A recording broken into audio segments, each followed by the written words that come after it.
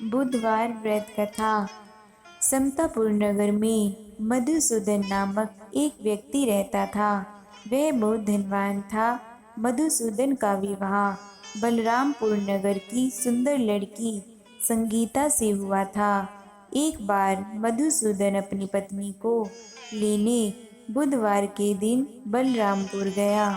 मधुसूदन ने पत्नी के माता पिता से संगीता को विदा कराने के लिए कहा। माता पिता बोले, बेटा आज बुधवार है। बुधवार को किसी भी शुभ कार्य के लिए यात्रा नहीं करते। लेकिन मधुसूदन नहीं माना। उसने ऐसी शुभ अशुभ की बातों को ने मानने की बात कही। दोनों ने बैलगाड़ी से यात्रा प्रारंभ कर दी। 2 कोस की यात्रा के बाद उसकी गाड़ी का एक पहिया टूट गया। वहां से दोनों ने पैदल ही यात्रा शुरू की। रास्ते में संगीता को प्यास लगी। मधुसूदन उसे एक पेड़ के नीचे बैठाकर जल लेने चला गया। थोड़ी देर बाद जब मधुसूदन कहीं से जल लेकर वापस आया तो वह बुरी तरह हैरान हो उठा, क्योंकि उसकी पत्नी के पास उसकी ही शक्ल सूरत का दूसरा व्यक्ति बैठा था। संगीता भी मधुसूदन को देखकर हैरान रह गई। वह दोनों में कोई अंतर नहीं कर पाई। मधुसूदन ने उस व्यक्ति से पूछा, तुम कौन हो और मेरी पत्नी के पास क्यों बैठे हो? मधुसूदन की बात सुनकर उस व्यक्ति ने कहा, अरे भाई, यह मेरी पत्नी संगीता है। मैं अपनी पत्नी को ससुराल से विदा कराकर लाया हूँ। लेकिन तुम कौन हो जो मुझसे ऐसा प्रश्न कर रहे हो? मधुसूदन ने कहा, तुम जरूर कोई चोर या ठग हो। यह मेरी पत्नी संगीता है। मैं इसे पेड़ के नीचे बैठाकर जल लेने गया था। इस पर उस व्यक्ति ने कहा, अरे भाई, झूठ तो तुम बोल रहे हो। संगीता को प्यास लगने पर जल लेने तो मैं गया था। मैंने तो जल लाकर अपनी पत्नी को पिला भी दिया है। अब तुम चुपचाप यहाँ से चलते बनो, नहीं तो किसी सिपाही को बुलाकर तुम्हें पकड़वा दूंगा।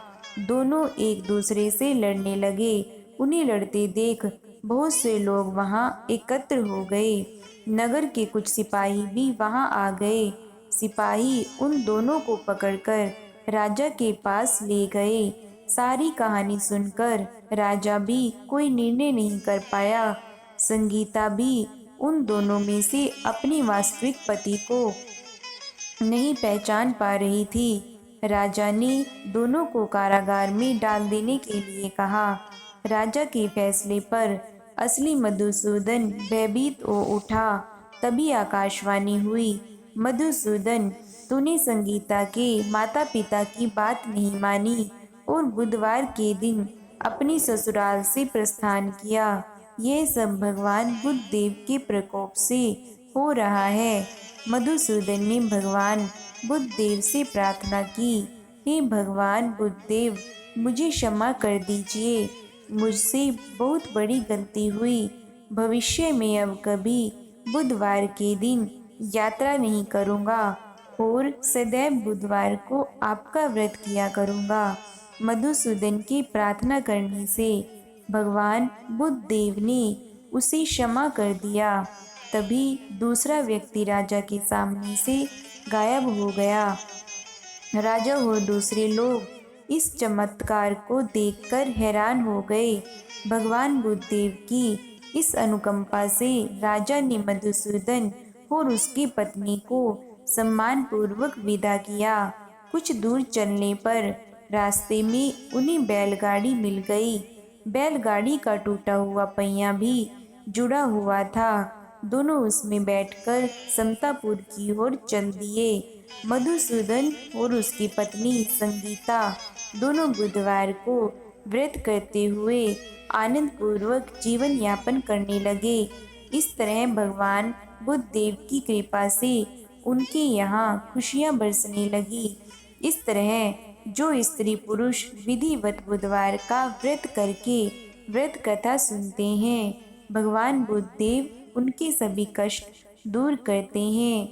भगवान बुद्धदेव की जय हो। चैनल को सब्सक्राइब करें, लाइक करें, कमेंट करें और शेयर करें।